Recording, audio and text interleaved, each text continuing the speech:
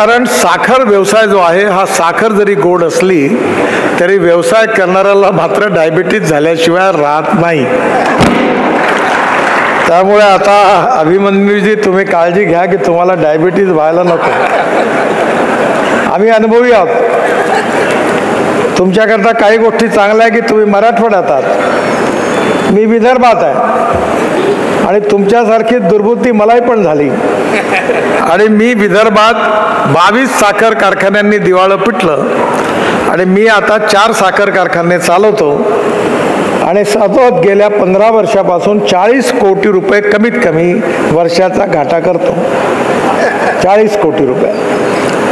आणि हे तुम्हाला भाव वाढवण्याचं जे आहे, तुम्हाला निवडणूक लढवायची आहे मला माहिती आहे, पण शेतकऱ्यांनी समजून घ्या की हा किल्लारीचा साखर कारखाना ही सोन्याचं अंड देणारी कोंबडी आहे.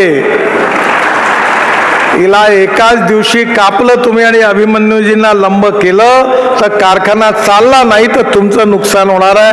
त्यामुळे भावाकरता किती नेत्यांनी उचकवलं तरी तुम्ही त्यांच्या उचकवण्यामध्ये येऊ नका.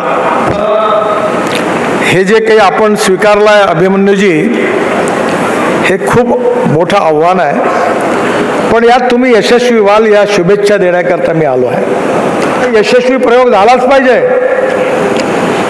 आणि तुम्ही आज उत्साहात आहात, पण हा प्रयोग यशस्वी झाला नाही तर तुमची आमदारकी लंबी झाल्याशिवाय राहणार नाही. कारण जेव्हा घाटा होईल आणि शेतकऱ्याला पैसे मिळणार नाही तेव्हा लोक प्रचार करतील की अभिमन्यू पवारांनी कारखाना खाल्ला. म्हणजे इकडं तुमचे घाट्यात जाल, अडचणीत येतील आणि वरतून प्रचार असा होईल.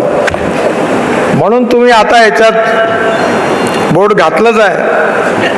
आता किती आग झाली तरी छान वाटतं हेच म्हणत जा, पण यशस्वी व्हा.